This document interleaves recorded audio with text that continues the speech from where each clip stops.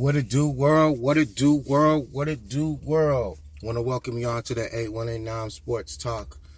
I am your host, JoJoLakeshow, hitting y'all with some weekend vibes on this lovely 3-day weekend for the workers in the world. This Martin Luther King Day weekend. Salute to all my brethren. That's my brothers and sisters alike. You feel me? Celebrate a great man. Celebrate a good weekend. Chill time with your family. Get whatever errands you need to get done. And get ready for some football this weekend for sure. But, of course, wild card weekend. Bang, bang, Niner game. What? You know what I mean? But, reason why I wanted to pull in with y'all on this quick little hot take. Just wanted to kind of talk about the recent state of the Los Angeles Lakers, man. You know, I tend to always talk about my Lakers because in sports, that's like the pinnacle. That's the top of the mountain. That's the head of the totem pole. That's the beginning of the fandom. You feel me? So, and what I really want to discuss is this trade market, because obviously the Lakers are backsliding right now. They went on a quick little 2-game win streak, beating the Clippers. Good job. It's always fuck the Clippers. And they turned around and beat the Toronto Raptors. Good job there. Getting a nice little streak, saving your coach's job and whatnot. Even though the reports were out there stating that his job was never in jeopardy. I kind of tend to believe that. They gave the man a 5-year deal. This is Pelinka's hiring of a coach. Like, this is his hire, like the guy that he feels strongly entrenched with. So I believe that he's going to uncover every stone, look through every crack, open every trap door that you gotta open in order to figure this out before you even decide that this coach ain't it. Now, I have some misgivings about some of his tendencies during games, his timeout usage, just like everyone else's rotations, just like everyone else. But I'm not out here trying to bash my coach. One, I got a black coach, black man, black coach. I got to ride for him a little bit longer than normal. Two, things have not been, at its best for him. He hasn't had the best combination of players available. I do believe that there's a rotation that you can put out there that is going to put you in the best position possible in order to succeed. But at the same token, thinking about that best position, you always got to look at your stars and what they bring to the table or what they don't bring to the table, and then have the pieces surrounding them to make sure that you uncover any or mask any weakness or shortcomings that they may be displaying on a night-to-night basis or on a month-to-month basis or until we get to the postseason. Because we all know that once the Lakers get to the postseason, or if, at this point, it's if they get to the postseason, LeBron James and Anthony Davis are going to cover a lot of different deficiencies that the team may have. So, that LeBron's going to step up his defensive efforts. He's going to make the rotations. He's going to crash the rebound. He's going to try to get to the paint, get to the free throw line, try to take over a game. That Anthony Davis is going to be the defensive stalwart that he is, going to lock down the paint, switch out on the perimeter, cover up for any defensive mistakes on the perimeter, rebound well, and he's going to get his buckets. Lately, right now, his mid-range jumper has been killing right now. He's been really killing in the midi, been shooting a few threes and hitting at least a 3 a game these last several games. So I like the trajectory that Anthony Davis has been on this entire season. He's been the best defensive player in the NBA. Let's not get it twisted. And if we were a better squad with a better record, Anthony Davis would be an MVP candidate for all the things that he does on the basketball court. So when it gets to playoff time, them two dudes are going to do their thug thizzle. You feel me? But what you really want is you want the supporting cast to get them there healthy, full strength, or as close to full strength as possible. And right now, that supporting cast is not getting it done. I'm a proponent and an advocate for Cam Reddish. Cam Reddish deserves to be on this team. He deserves to get the minutes that he's getting. He's played very well, but offensively, he's been just killing us right now. Offensively, he's been killing us. And we it's too much of a helter-skelter. It's too much Jekyll and Hyde. It's too much peaks and valleys when it comes to Cam Reddish. And he's our wing stopper with these terms that these young kids used to use. He's our defensive player. Like, we put him on the best players in another team, whether that's a point guard, whether that's a wing player.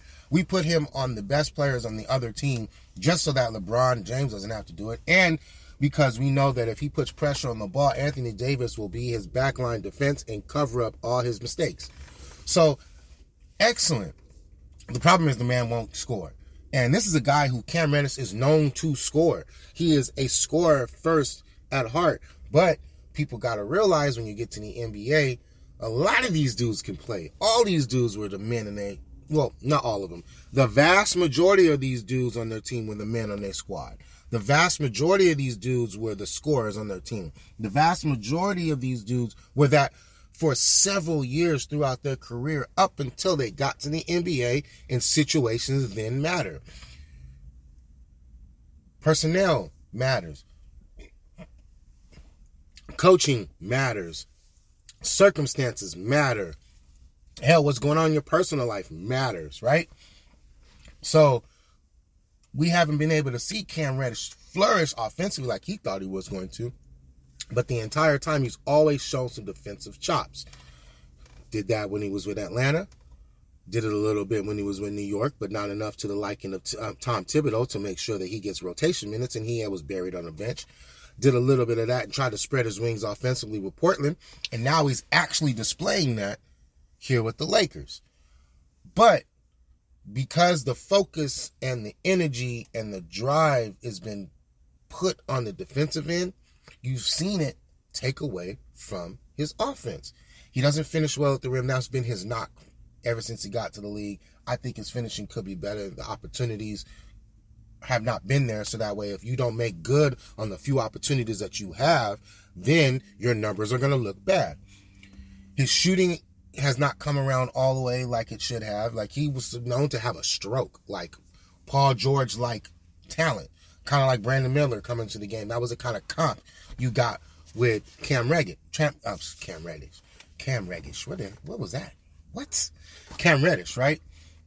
So, really, I think he's tapped into a side of him that he didn't think he had, but it's at the expense of a side of him that he's always tapped into and always wanted to display, and we're not getting that. So then you turn to Taurean Prince, right? And Taurean Prince had a rough November. December was killing it, shooting over 40%. He's close to 40%. I think he's shooting like 38, 39% from the three for the season at about 4 to 5, I think, threes per game, and maybe even more. So the volume is there. It's just the impact and the gravity is not there. And that's a word that's highly used repeatedly in the game, but it matters. Like, he is basically our sniper, and dudes are not respecting him like a sniper. When he gets hot, they might start guarding him, but they still are going to cheat off of him, sag off him to help off AD and LeBron. Now, quite frankly, one of the things that we do need to realize as a fan base, and I believe that the team has realized it, which is why they've tried to lean more defense, try to lean more ball handling and attacking and athleticism. I honestly think the only player that if we had on this team, that if he was on this team, then you would get the appropriate spacing and the gravity that you want, is Steph Curry. And maybe Klay Thompson. Desmond Bane probably will as well. I mean, but really Steph Curry is a guy that gets you the type of gravity where it will force the defense to be like, fuck, I'm not digging down on that drive. Fuck it, he's going to have to get that bucket, or hopefully he doesn't get an and one. I'm not leaving Steph. We don't have nobody like that on our team. So guys are going to continually crash the paint, going to continually help out, going to continually double, going to continually sag down. They're going to continually leave these dudes open and then test their mental fortitude. And what I mean by testing their mental fortitude is because as hoopers, we all know the best shot in the world is an open shot for a confident player. The worst shot in the world is an open shot for a not confident player. Right? So if you're not a confident player and you're open, the likelihood of you just firing that with reckless abandon and just not worrying about the results is very unlikely. You're actually going to be thinking about it. Man, am I open? Should I take a dribble? Should I pump fake? Man, I really should be taking this shot. Oh, man, but I'm not really confident in it. So when the ball gets swung, please don't swing the ball to me. Oh, shit, he left me. I hope he don't find me. Oh, shit, he find me. I guess I got to put it up. And now that shot, the percentages and the probability of that shot going in is greatly diminished from the fact that you're just not simply confident in that shot, right? Confident players take shots when dudes are on them, take shots when they're wide open, take shots off the dribble, take shots off the curl, take shots off the down screen in the off floppy action. Of all those different things, confident shooters will take those shots regardless, right? So you can't leave them open. But on the Lakers, they leave these dudes open and the confidence isn't there, so the likelihood that they're going to make it goes up and down. It's helter-skelter. It's schizophrenic when it comes to the type of percentages and we get great quality looks that we just don't knock down. So Torian doing his thing and shooting 40% is great for him and for us, to be honest with you, because there are games when he does kill people, but that reputation hasn't seeped into the scouting reports for these teams to be like, all right, we got to stop Torian from scoring. They're not doing that. We're going to stop LeBron James from getting into the paint.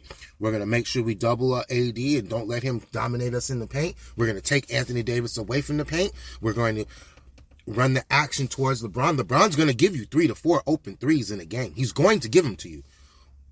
Whether it's schemed or not, he's going to give those to you. Take those with confidence.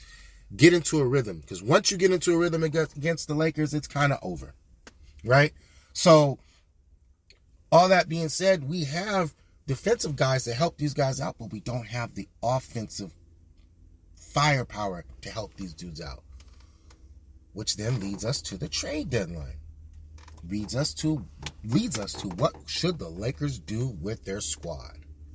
What I believe we should do with the squad is different than what the Lakers are probably going to believe that they need to do with the squad, right? I'm going to have a certain thought process. They're going to have a different thought process. Generally speaking, I believe that I make some of the right suggestions, guesses, hypotheses. I'm usually on the right track. There's a lot of noise out there right now about 2 guys in particular, but there's a couple of other guys I want to discuss after I discuss these 2 guys in particular. And those 2 guys in particular are going to be Zach Lavine, DeJounte Murray. Clearly, everyone's talking about it. It's in the LA Times. Dan Wojcicki's reporting on it. Brad Turner's reporting on it. It's guys like Mark Stein reporting on it. In his Substack, which I subscribe to. Everybody should subscribe to the Mark Stein Substack. That is a great Substack. Then the Chris Haynes of the world with the Bleacher Reports and the TNTs, and Jake Fishers of Yahoo Sports. Like, you're going to get all these different reporters, the Mike Scottos with Yahoo, right? And the Tim McMahons and the Brian Windhorses and the Adrian Wojnarowski's and the Bobby Marks and the Tim Bontemps of ESPN, right? And you add in, of course, the Shams Charania of The Athletic, right? And on the Run It Back show.